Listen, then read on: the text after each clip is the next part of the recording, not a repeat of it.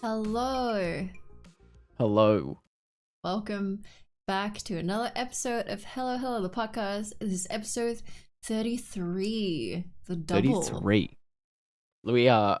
What's the? It's not like alliteration. It technically it's alliteration of numbers. Technically Yeah. speaking, So but also not. You know, I do with that information what you will. But it is the 33rd episode. Yes. Now we have a pretty chockers episode next week. We are already thinking about next week's episode. Look at us go. Already prepared. But this week we have just a handful of topics, nothing too crazy. Mainly some Gamescom prep and stuff like that for next week's episode, because I don't know if you guys are aware, but Gamescom is happening right now, right as we're recording this. Gamescom is on. It is happening. And we thought rather than just wait and rather than just sort of announce like the first two press conferences that have happened or something, I thought we'd wait till next week until everything could be out and announced and out in the open. And then we can just do one big Gamescom wrap up for you guys. So be sure to tune in next week for that. But I guess this week we can just start with this week's episode, Jenz. What have you been playing the past couple of weeks? I know you've been playing one thing which you were very excited about for a little while now. I know you want to talk about that, so we can probably talk about that in this episode if you wanted to as well. Sure. So yes. But yeah, start us off. 12 minutes. Like finally played 12 minutes. Yeah. Yeah, I don't. Did it take you 12 minutes? No, actually, they lied. It took me much longer than that. I'm not gonna get into too much detail because I know you haven't played it, and I'm sure some people who are listening haven't either. But yeah, it's interesting. Yeah. I mean, I don't mind too much. I've already seen a little bit of it, and I already sort of know some of the. I was in chat yesterday when you did finish it and things, so like I sort of already know. I don't think I was ever going to play it really, but yeah, I know a lot of people out there are dodging rumors and leaks and spoilers left, right, and center. Yep. So it's but I have heard a lot of positive things about it, but I've probably also heard a lot of seemingly negative things about it too. Or not so much negative, but like. I guess just like criticism on the game, and it's a little bit mixed at the moment. Which I can sort of understand. It is a bit of an out there game, you know. Very much was not expecting the themes that were sort of, I'm not going to go into too much detail again because it does sort of spoil a whole bunch of it, but some of the themes in there were quite quite confronting, I guess, or sort of not what I was expecting at all, but yeah. Another thing we've actually been playing that is just a little ahead in the topic list, Aliens Fireteam. Yes, actually. It's kind of fun. We played a little bit of it yesterday. Yeah, yesterday was when it first came out. Hey, you know what? Not bad. It's pretty fun. I think it's quite good for an Aliens franchise. It's basically a horde game, so think of it as a horde game. Definitely play veteran with a full squad. Yeah. 100%. It's the way to go. The like sort of medium, I guess, difficulty is very, very tame. We managed to do it yesterday just because it was two of us. We didn't have a third. So we thought we'd play a medium, but like hard is the way to go for sure. If you have a full squad, it's much more enjoyable that way. I feel like if you're a big Aliens fan or a big Predator fan or something like that, this is definitely the game to get. I don't know how many people would enjoy it that aren't dedicated Aliens fans or sort of like interested in that franchise, because it obviously does lean very heavily into the whole like Aliens like I guess franchise, obviously. But yeah, we'll talk a little bit more on that later in the episode though, because we did play like up to 3 hours of it. I think we played through a fair bit of it, so we'll give more of our thoughts on it later in the episode. But we can start off by, I guess, just as I sort of alluded to a little bit earlier, Gamescom is happening right now. We had our first press conference this morning. Actually, they're recording Wednesday at 4 a.m. Xbox was up and at 'em at 4 a.m.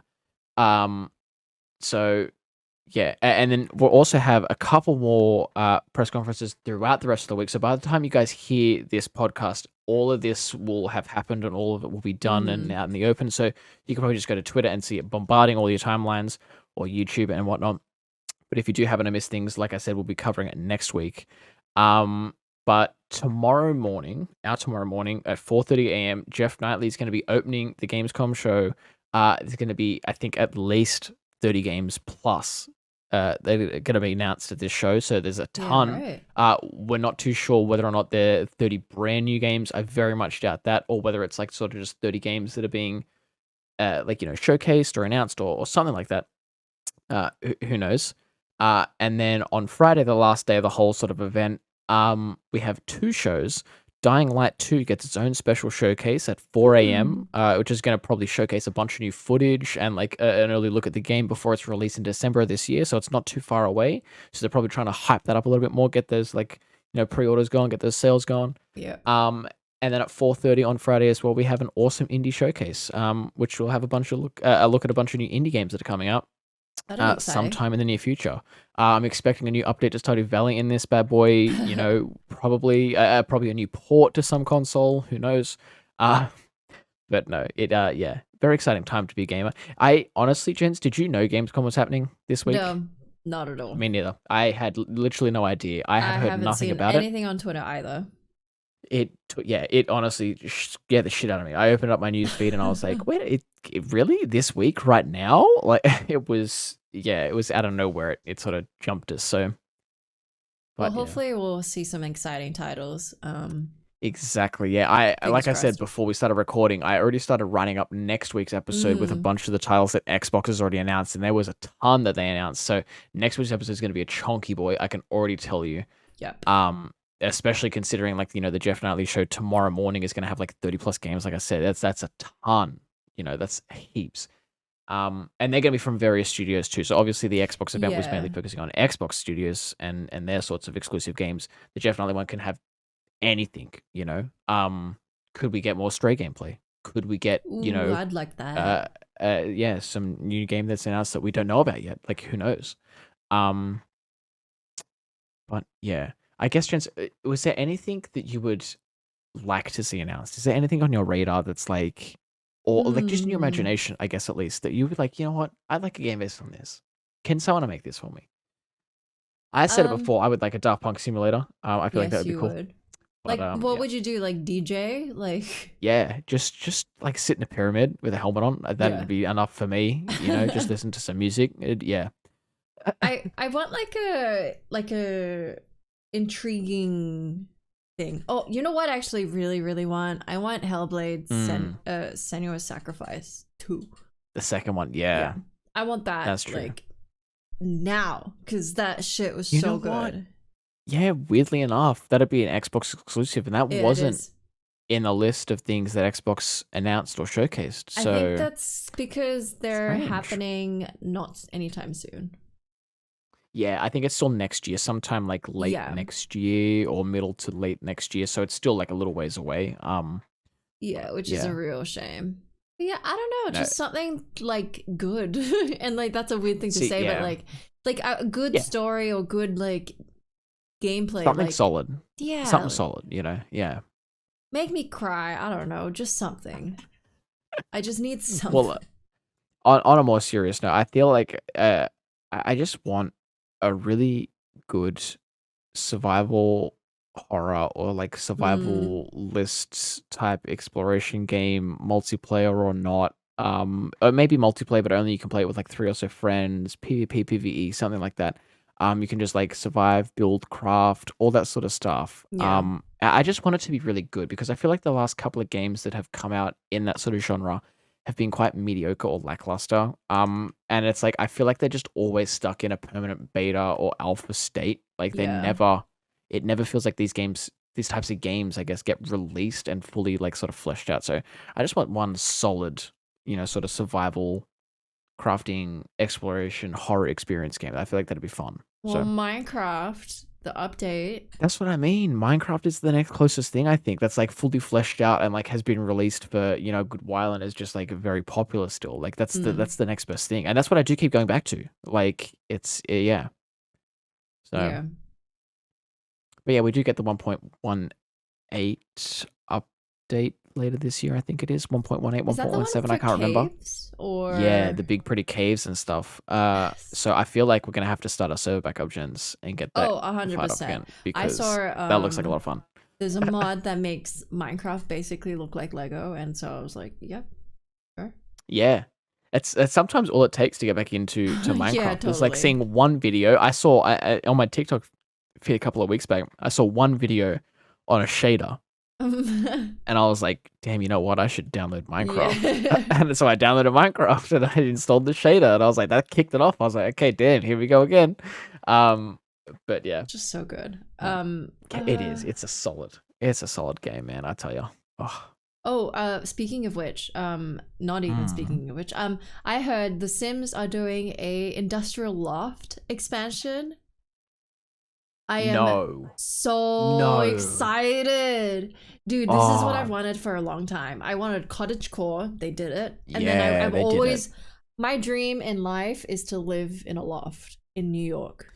Well, that's now a bit of a stretch at the moment, but well, yeah, now not the best really time, but it can happen digitally, and I'm so excited to see more. You know what? That's the next best thing. That's the next best thing. Well, the thing is, I haven't gotten back into Sims in a while, so this might be it. Yeah. That's what I'm gonna say. It's like, are you worried though that you're getting into Sims and like you're gonna buy these expansions like the Cottage Core and the Loft update and things like that, and then EA like later this year sometime or like early next year is gonna announce, hey, Sims 5's coming out, and none of the expansions carry over. Oh, that would hurt. Oh, I feel pain. Yeah, because they didn't do that for Sims 3 to Sims 4, and they didn't do that for Sims 2 to Sims 3, or like vice. And that's what I mean. It's like if you look at, I wonder what it is actually. It's like $1,000+ to get all of the Sims, like to buy the base game Sims and all of the expansions. Hang on, let me have a look here. It's expensive. Let me have a look here. Like even on sale and all that jazz, it's expensive. Oh, you can't even like see them all. It's a stupid amount. Yeah. It's just like the base game of Sims is $50. And then there's a slew of, oh dude, this is gonna be incredible. Yeah. That is insane. It's gonna be like over $1,000 total price. Let me see if I can find it here. The total cost of Sims 4 with all of its expansion packs. Here we go. It'll be a bit dated, but okay, yeah. How much? The total cost of Sims 4 expansions the Sims 4 just expansions alone is $360. Yeah. I think plus the base game is $40, so it's like $400 to get the entire sort of thing fleshed out. When was this written, I wonder? Doesn't say. Damn. Doesn't say. Having said that though, you can get the Sims expansions on sale. They do come on sale fairly 21st of September 2020. So this is a couple of months old. So they haven't like included in the new 2 expansions that they've released and stuff like that. So that's incredible though. Like to get the entire game. Which is why I feel like they'll never do Sims 5, and I hope they don't. Well, they came out with an announcement like at the start of the year, didn't they, that EA was working on a Sims 5. I thought that was like it's obviously still a fake rumor. It could have been I'm not too sure, but like it could have been. Oh my god, I think you're right. Yeah. I think the fake rumor was the multiplayer aspect. Yeah. I mean, everyone's been wanting multiplayer for ages in Sims. But yeah, there is no release date for Sim 5 just yet. And it does not sound like one is imminent. So we expect to see this released on this side of late 2022 at the earliest.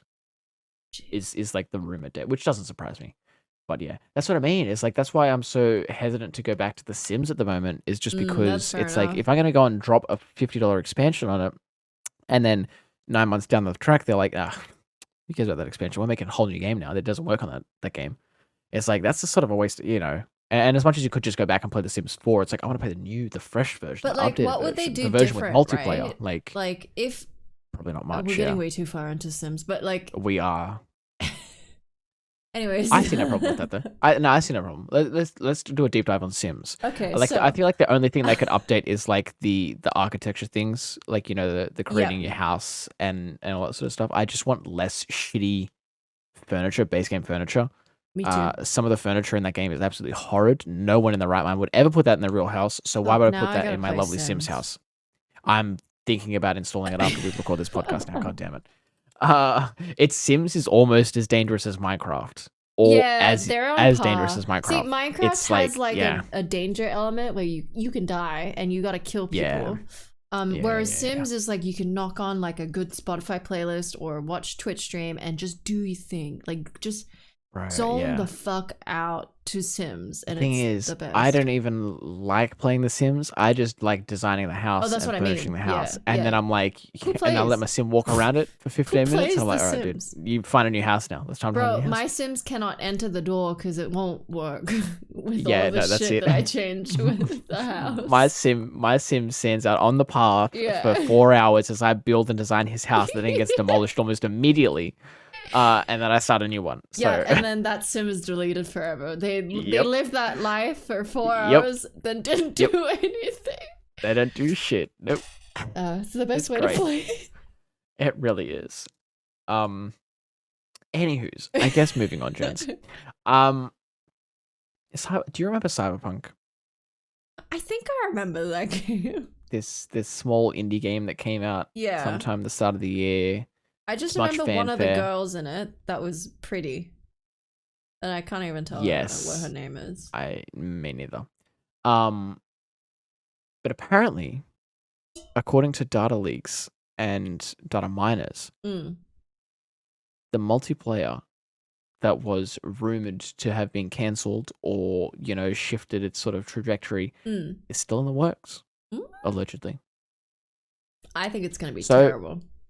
Like I said, earlier in the year, we reported that it seemed that Cyberpunk's multiplayer was being cancelled, as the CEO of CD Projekt Red, sort of simply put it, Cyberpunk's multiplayer is being rethought, he said in a press release. And so a lot of people sort of assumed that this meant it was being cancelled or sort of indefinitely, I guess, delayed, Yeah. But who knows at this point, because following the release of the latest 1.3 update patch, which addressed a lot of its major bugs that was still in the game from launch, data miners have discovered some new lines of code in these update files which refer to multiplayer gyms. So, take that as what you will, but it's still a little snippet, a little piece of the puzzle. Wait, question. Are these just when you say data miners, are they are they part of the company? So no. Okay, so data miners are typically people that are outside the company, typically just fans of the game, or people that like modding the game and things like that, because there's a tons of Cyberpunk mods out there already. And so data miners usually sort of try and access the game's files in some way in it, so they can at least read them, so they can figure out how to mod the game and how to work around it and sort of integrate their mods into the game. And so data miners are a big part of that, is obviously because kind of like hacking. It's sort of like a gray hat hacking situation where you're not doing anything too evil, but it's still probably not not part of the terms of use of the game. Yeah, I guess it's but right, okay. So but then these they data can miners, see this code. Exactly. And so they see all this code, or they sort of decrypt it and things, because typically if you try to open a lot of this code in a notepad file or something, it's going to be encrypted, or it's going to sort of look like a jumbled mess. It's not going to say multiplayer. No. Yeah. No. So you got to know what you're doing. And it is relatively easy to sort of decrypt these files, or open them into the right program to be able to access and read them. It's not the most difficult thing, but still being able to read the code and understand what it's doing, that's a whole nother layer. But yeah, having said that, though, this also aligns with reports from way back when in January at the start of this year, where data miners also found game files referring to something called a deathmatch or a heist multiplayer mode, which I guess also alludes to more multiplayer stuff. So I now say, take this with a grain of salt, because this could just be old scrap remnants of code from earlier builds of the game where multiplayer was still a surefire thing, and a thing they were actually going to release. And it could just still be in the game files and they haven't removed it. It could just be old code. Yeah, it could be old code. Who knows? It's a shame. But it is. It's a bit of a shame because I was very excited for Cyberpunk, and as well, a lot of people were, Yeah, of course. Um, and it does sort of suck to see the state that the game was in when it was released, and sort of still is to some degree. When I was researching this little news snippet, I did see a bunch of people in the comments saying this 1.3 update did actually fix a lot of the issues they were having with their version of the game. Like their frames was sort of boosted a good decent amount. A lot of the bugs they were experiencing sort of gone. So it's a good thing that the game is on its way to being what it should have been on day one. Yeah, but I feel like But whenever that happens, same with No Man's Sky, it just becomes way too late for people. That yeah, it's very hard for people to then go back to play the game. And I don't know why, really. I don't know why people just like all of a sudden give up. I feel like it's the industry as a whole. Like there's so much that just comes out in any given time frame. Like you think of 6 months at the start of this year and how many games came out within those 6 months, AAA games or not. Yeah. It's very easy for people to just like, and like when we start the year, like you think the first episode we did this podcast was games we're most anticipated for 2021. Like we had a whole list of things, so it's very easy to just sort of like go, a game comes out, it's not what you expected. You just go, oh, I'll write that one off for the year. That's not scratch that one off the list. Yeah, What's next on the list, And yeah, having access to services like Game Pass and things like that as well, where it's so easy to just click a game and download it because you're paying for it already. Like, you're $20 a month and you get access to hundreds of games at a given time. So it's very easy to just forget about these games these days, especially when they're found in the situation that Cyberpunk was, where they're, sort of in a non-playable state. Because obviously no one's going to be encouraged to go back to a game that you physically have to fight to play. Like, it's never a fun experience. So, I having said that though, after seeing all this positive praise from the 1.3 update and how much it did fix a lot of the bugs and issues that people were having, it did motivate me to actually go back and play this game. So I'm thinking about reinstalling it and actually giving it a crack again. Oh yeah. Because I do want to play it. I do want to push through it. I do want to finish it. I am still excited for Cyberpunk and to see what they, the story sort of is and how they flesh it out and stuff like that. So this does give me sort of a positive a bit of push hope in the right direction. Yeah. A little bit of a better hope. So it's Having said that though, Jenz, does the thought of multiplayer want to make you go back to Cyberpunk? If you think in 6 months' time they announce that multiplayer is a thing, would you reinstall Cyberpunk just to go back and give it a try? Like, are you like encouraged enough? Are you? Maybe as a streamer standpoint, but like I don't love GTA Online. I was so scared to jump on GTA Online because I thought I was gonna die straight away. Like people were just gonna target me, and so I just didn't like. I spent 5 minutes and I like never went back. Yeah. So I feel like if you really liked GTA Online, maybe then you'd be more encouraged to try the multiplayer. But I also wonder, you know how in Cyberpunk you level up like your character and your character gets access to better gear and all that jazz. This is what I'm assuming. I wonder if that would then make you stronger than others in the deathmatch like mode, know? You would think they would do something similar to Grand Theft Auto where everyone would start off with like a base level character in online. Like your online character would be separate to your story character or something like that. You could at least maybe copy over like your visuals of your character so you still sort of look the same, but you would sort of reset all of your base stats and things like that. So everyone starts off on the level playing field. That would be the smartest thing to do because you think they released this multiplayer game. People that have been playing the game since launch for a year and a half now.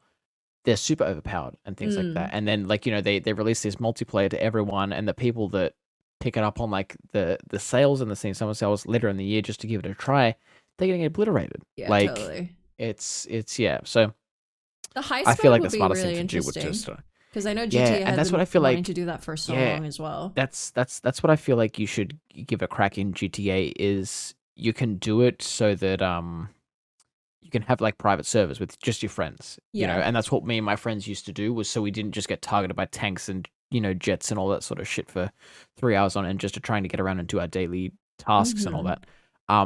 but it is a lot of fun, those heists. You just get four friends together or something like that. You just go through and do all the heists. They're a good lot of fun. Yeah, I really want to do a custom race. And we can do that too. We can set it up. It's very easy to do, yeah. It's very easy. That's one thing I want to try. But we're now talking about GTA. Talking about Cyberpunk. I don't know. So many tangents. So many tangents today, man. Oh. You're probably gonna try and go back, right? I'll this is all a rumor, but I think if they're doing out something and release something, I'll give it a go. Yeah. It sounds like something I'd be interested in, especially like you said, that heist multiplayer mode. If those rumors are true, that'd be a good bit of fun. I'm not sure what the heists would be like, if they would be as sort of fun, as wacky and wild as the Grand Theft Auto ones, because I've done all the GTA ones. But there's tons of heists in GTA now. There's a good lot. I've played them all. They're good fun. Crazy. Yeah. But I guess moving on there, Jenz. Aliens Fireteam. What are your thoughts? What do you think about it? I think it's great. I didn't, full disclosure, we didn't buy code. We got given code. No. We were lucky enough to be given a code. So I feel like when you get given a game for free, your opinion is so different to when you buy a game. Yep. And that's one thing I did want to bring up too. Yeah. I did see a lot of people in chat yesterday stating that, is this game worth the money? And as much as Jen's just said we did get given a code, I feel like it is $50. I think it was. I think it's around 50, 55. I think it's 40 US dollars. So 55 Aussie dollars. Yeah, it's that's a little bit of money, and it's I can see. Yeah, okay. So on the Steam store right now, it's 55 Australian dollars. Yeah. See, that's a little. If it was bit of money, 40 Aussie dollars, then I could recommend. It'd be a lot easier pull to swallow. Yeah, totally. It's Having said that, though, it is a very fun game. It does get a little bit repetitive and things like a lot of the missions are sort of samey. But I did enjoy my time overall with it. And it does have very positive reviews on Steam at the moment, so that's a very good sign for the game. The only thing is you do still need 2 more people to buy it also. Right? Exactly. You can't really go on this solo. No, you need to be able to convince your friends to buy it as well. Yeah. Because we had a little look and we couldn't see any in-game voice comms or anything like that. No. So if you did use the random fill team feature and got just some random people from around the world, it just might be a little bit harder to sort of progress and do some tasks, I guess, in some of the missions, because you're not able to effectively communicate with them. But it's I still reckon, like I said a little bit earlier in the episode, if you're a big Aliens fan, and you sort of I guess if you like Left 4 Dead and things like that as well, this would be right up your alley. I got very big Left 4 Dead sort of Back 4 Blood vibes from it. It's a little bit different. It's a little different. It's sort of same core concept, I guess. I feel like it's a bit simpler than Left 4 Dead / Back 4 Blood. But I feel like, like you say, if you are obsessed with aliens, sorry, Sigourney Weaver is not in it that we know of. That we know of. I feel like if you were looking for a horde game, I'd recommend Back 4 Blood more than I'd recommend this, I think. Yeah. As a first point of call. Having said that, though, Back 4 Blood will probably be more expensive than this at launch. It's probably going to be a full price AAA game at $89. Yeah, because it's technically not out. Yeah. No, it's technically not out yet. So that's also another thought to consider. Wait, I thought you're obviously bought it already. Don't we have a price? I think you can pre-order it. Let me have a look here. Not that. Yeah, I think you can pre-order it, but I don't think it's out yet. Because otherwise it's $90. It's $90 on Steam to pre-order. Comes out on October 13th, so a couple of weeks away still. But it's Having said that, though, it is a very fleshed out game. You played the beta and whatnot. It is a very sort of fun, horde shooter. Shoot 'em up. It's very, and that's just the base game too. There's 2 other tiers that are more expensive again. And whatever. Yeah. Whatever. So it's It's Like, the beta did show a good part of it. I just wonder how much of it there is. Like, how many chapters. Yeah. And if there are any, like, I don't know. Still fun. Still really fun on, like, the hardest difficulty. That's definitely the way to do it.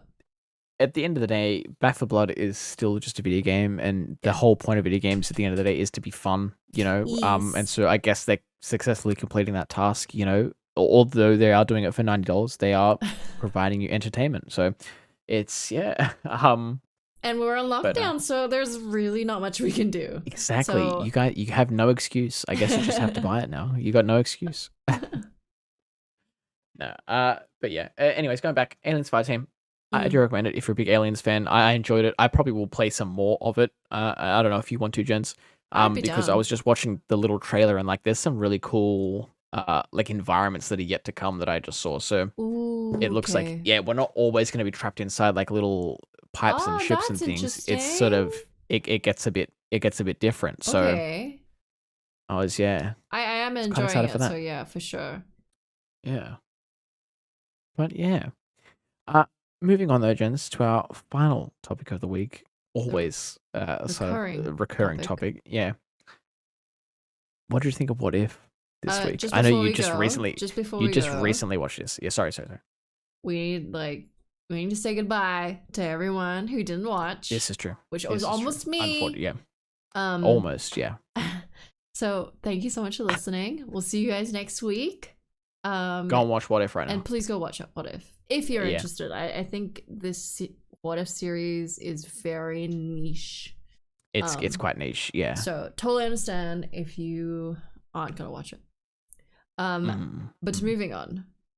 I liked it. I loved that Chadwick was in it. Yeah. It was very bittersweet. It was. It was sort of, you know, his first posthumous I think performance since his sad passing. Yeah. Interesting. So he's Star-Lord. Yeah, they're sort of like they just flipped the entire script. You know, it's And Thanos. But it was interesting. With them? Dude, how good was that reveal where he just sort of appears and he's still Thanos at the heart. Like he's still like, it wasn't genocide. It was like, you know, I was trying to do a good thing. It's not genocide because it's random. Yeah. Yeah, but it was like, you got to see this sort of like lighter hearted side of Thanos. Like he's sitting in a bar, he's drinking, he's like talking with two girls. It was like, it's kind of off-putting in a sense, you know? After like, everything we've been through with him. Yeah, from the past like 10, 15 years or whatever of the MCU that we've sat through where he's been like this big menacing, you know, villain that's trying to wipe out half the universe. And then you see him, he's sort of like, he's kind of friendly. Like, it was, But it was cool though. Like a good relationship with the daughter, Nebula. No, unfortunately not. That's it was father-daughter relationships. Exactly. Yeah, just daddy issues in general. I you know. love. Now I'm forgetting his name. Yondu. Yeah. I love him. Always loved Michael him. Rooker is great as him. Yeah. Yeah. So he was lovely to see. It's cool that he's in this more. Yeah, it's cool to see more of him because in the Guardians movies, you sort of see enough of him, but it's like it's not a whole bunch, you know. So it's cool to see him more fleshed out, even if it is just in this small part that's in the What If episodes for like 25 minutes or whatever a week, you know. Yeah, totally. Are you used to the animation yet? I think I'm getting used to it now. Okay. Yeah. Still, this episode there was a lot of reflections. They're love their really lights. heavy on it. Yeah, they're going ham on these reflections. But I really enjoyed this episode. I feel like it was similar to my thoughts for last week's episode. Like it wasn't absolutely mind-boggling, but it was still like very enjoyable. It was just like it's good, like sort of popcorn cinema, you know. Like it's enough substance. Sorry, what were you gonna say? What was the dog about? That's Cosmo, the space dog.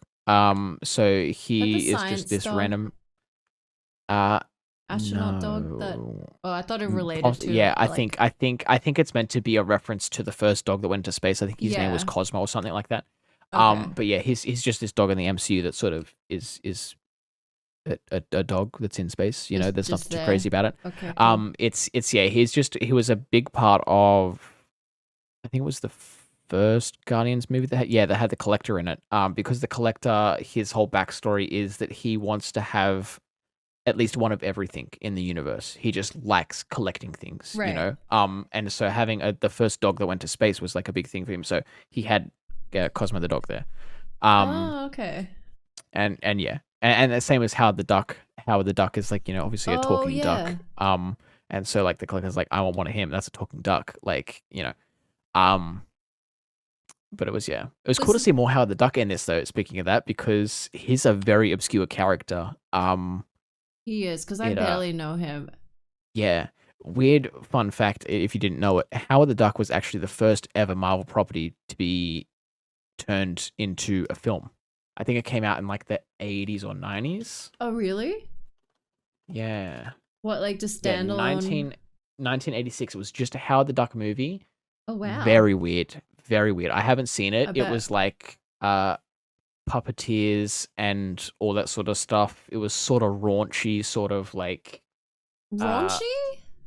Yeah, because Howard the Duck is sort of like he's not a kid's character. He's sort of like he's just a bit more adult, you know. But it's an interesting character, you know. So it was fun. It was just fun to see him. Yeah. Does he look like he's the same guy? Because I don't know what the Collector looks like. I think they made the Collector a lot more buff in this this interpretation of him. He was very ripped. In the first Guardians movie, he's an old sort of man. You're not like frail or anything like that. He can still like sort of walk around and move and whatnot. But I don't think he was as ripped as this and as buff. So I think they tweaked his character a little bit to make him sort of more menacing. I guess I'm not too sure, but it was it was cool though. I enjoyed the part of the episode where they were in like sort of the Collector's den. You could see all the things that were floating around that were sort of it was a sort of a feast for all of the like the Easter egg themes and stuff like that. You know, like it was so easy to just pause it and just look and name 50 different things on screen at once. So it was if you're cool. a true Marvel fan, you could. Exactly, that's true. I could probably name 3 or 4 or 5 things. I don't know if I could go that much in depth, but I could do enough to get like a passing grade, I think, you know. Yeah, I think you could. And so they make the Chris Pratt the bad guy in this, technically? Well, Chris Pratt wasn't even a part of this, and so Peter Quill... Oh, it's Peter Quill, also, he wasn't a part of this. So technically, Star-Lord in this interpretation was T'Challa. It wasn't like the... I know. I just mean... Compared... Yeah, so the Chris Pratt, at the very end, he's the bad guy in this universe. Well, the Chris Pratt was the guy... He was the janitor. Yeah, so he was the guy that was cleaning and whatnot. Technically, still, I think the big bad was Ego. So the guy that had the glowy eyes at the end that you weren't too sure who was. Yeah, technically, he's still the big bad. I think. You know, and same with the Collector. The Collector was still the big bad, I guess, in a sense. You know, but yeah, I just Peter Quill basically wasn't anything in this interpretation. He was never found by Yondu and the Ravagers. He was never taken to space. He was never anything like that. So he just sort of got to live his normal life out. And it'd be interesting to see if they follow up with that in like another season of What If they do more, because I think they are rumored to be doing like more recurring episodes of What If, like maybe next year or the year after or something like that, which would be interesting to see. Obviously with all of the new characters that are coming to the MCU as well, it'd be cool to see like differing interpretations of them and whatnot. But it'd be interesting to see, if because like obviously we said Ego was right at the end of the episode. It'd be interesting to see if anything comes of that, because it kind of alluded to be continued. It's like they left it sort of open ended, so they could continue it if they wanted to, but they could also terminate it there if they wanted. It was like a coin toss. But yeah, and who knows? Like maybe there might be another episode later in this season that follows Peter Quill and not so much Star-Lord. Like it's who knows? True. That's the beauty of What If. You never know until the episode comes out. Like, I haven't seen any sort of snippets or trailers for what's coming out in tonight's episode. So I'm very excited. Like, I'm gonna try and stay off social media until I watch it. Yeah. So that I can sort of not spoil it for myself. Because it's Speaking of something that you did get spoiled on social media, are you gonna talk about this? The elephant in the room. I can talk about it if you want. Yeah. All right, I'm gonna mute because I wrote have avoided. I wrote a little snip. I could not physically avoid this. I love Spider-Man with a dying passion. And as much as I do try and watch next to no trailers, or as little as I can from all the trailers that are coming out, because I tend to feel like they spoil a lot of the film. Because I have liked Spider-Man for so long, my Google News feed knows that I like Spider-Man, and so it pushes Spider-Man in my face wherever I am. Same with TikTok, same with Facebook, same with Twitter. Like, it just knows that I like Spider-Man because I've interacted with a lot of Spider-Man content over the past couple of years. And so yeah, my timeline is just bombarded. Like, when you were watching What If just before we started recording, I opened TikTok for like 20 minutes just to have a lie down and a scroll to see what was on there. Within the first video that was on my For You page, Spider-Man trailer stuff. That's like crazy. It was, and so that's why I was just like, you know what? I'm gonna steer into the skid. I'm gonna watch the trailer because there's physically no way that I can escape it. Like, otherwise, it was just gonna be like spoiled for me for the next couple of months, and it's just like there's no avoiding it, you know? Yeah, totally. So yeah, but well, maybe you mute. I will message you when I finished my little rant and the sort of excited spiel. I'm not going to go for too long because I don't know what's in the trailer as well. Like, this is all questions that I have. Okay. But yeah. All right. Talk soon. Okay. Have fun. Okay, she's muted. So, if you guys haven't watched the Spider-Man trailer, I do recommend, if you don't want to hear spoilers from the trailer or anything like that, definitely mute now. Thank you for watching. We'll see you next week. But for those that have, what a trailer. I cannot believe it. I have so many questions. I have a text file right here. Okay, starting off. Could the detective in the white shirt be Matt Murdock from the TV show, the Daredevil Netflix TV show? We don't know. It looks like it could be. Matt Murdock did like to wear a black tie with a white shirt with his sleeves rolled up. We didn't see his face. We don't know if he's wearing glasses or not. We didn't see a cane in the shot or anything like that, but it could be Matt Murdock because that would make a lot of sense. Second thing, who is the mysterious villain in the darkness? Could it be the Lizard? Probably the Lizard. Could it be Goblin? Probably could be Goblin too because it did have some things of Goblin in there. Could it be Venom? People are also saying it could be Venom. I'd be very excited to see it was Venom, but also kind of sad because I want there to be an MCU version of Venom. I don't like the Sony version of Venom at the moment. Not a big fan. Could it be Scorpion? Would be cool if it was Scorpion too. We do know Scorpion is in the universe, but he's currently on Rikers Island with the Vulture. Could they have escaped or something like that? Could someone else have broken them out? Could they have figured a way to get out? Is it a different version of Scorpion? Is it a different version of Vulture? We don't know. Doctor Strange in his PJs, outstanding. Very much lockdown vibes. I like it. Black suit Spider-Man was shown for like 3 seconds in the episode, in the trailer. Holy shit. Suit looks great. I don't know why he's a black suit Spider-Man. Could it be alluding to more Venom things? Could it be like something like that? Who knows? Excited. Electro is back. There was a lot of lightning in this trailer, so obviously Electro's back. There's a lot of rumors that Jamie Foxx is also reprising his role as Electro. I'm speaking very quick because I'm very excited right now. I'm sorry for that, but I gotta get through this. Electro's back. Holy shit. Sandman as well. Could it be the same Sandman from Spider-Man 3, Tobey Maguire back in like 2006 or whenever it came out? I don't know. Exciting if it is because I love that sort of version of Sandman. He was kind of fun. I did enjoy it as a kid, so I feel like I would still enjoy it. It'd be interesting to see if it's the same actor reprising his role, but I very much doubt it because I haven't heard too much on that front. So it could just be something different. It could also be something similar to the elementals that they did in Amazing Spider-Man Far From Home, the second Spider-Man movie in the MCU with like that big, like sort of volcanic lava monster that was in Europe when they were over there. Could be something similar to that. So it's not even technically a person that is Sandman. It could just be some different, extraterrestrial version of it. Who knows? The Goblin Bomb on the bridge. Oh my god. Is Willem Dafoe back as the Green Goblin? Is it someone else? Who knows? Very excited for this. I freaking love the Green Goblin. Oh, cannot wait. Alfred Molina got his first shown scene in this. Looks absolutely incredible. I can't wait for more Doc Ock. Alfred Molina Doc Ock was absolutely beautiful in the second Spider-Man movie back in the day. Cannot wait to see what they do with it here. Is he going to be an enemy? Is he going to be a friend of Spider-Man? Is he going to be a bit of both? Who knows? And we didn't see anything, but is Tobey Maguire or Andrew Garfield in the movie?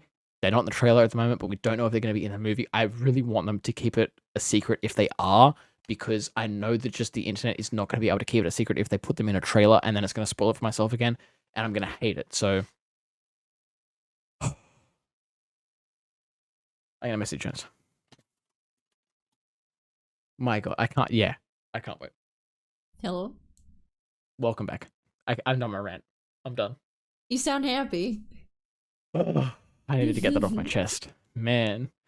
Well, I think I very asked happy more for you. questions than I got answered, but you know what? I don't care. I'm excited. find I out. cannot wait for December. I really, really hope Oh, when's that the we are date? out of lockdown. It's December 16th. Okay. Let me have a look here. December 17th in Australia, so right before Christmas.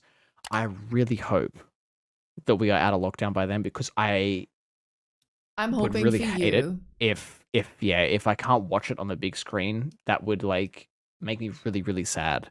And I want to experience it in the theater again, because I just know that it's gonna be the same sort of vibe and atmosphere as watching it Endgame, when people were cheering and they were going off their nut. It was, that was a whole different experience. So I want to experience that again. Yeah, okay, I'm gonna stop talking because I'm gonna keep talking if we're gonna go. Oh my God. Jenz, was there anything you wanted to add on before we wrap it up for the week? No, nothing from me. Yeah. No, nothing from me either, guys. You know the drill. If you guys like the episode, make sure to like and subscribe. If you're watching it on YouTube, make sure to do the same. Hit the little bell notification so you get notified when we do upload more content. There's some more gameplay videos that are in the works right now. So keep your ears peeled for those. And yeah, thank you guys for listening. Thank you guys for watching, and we will see you next week. Bye-bye. Bye.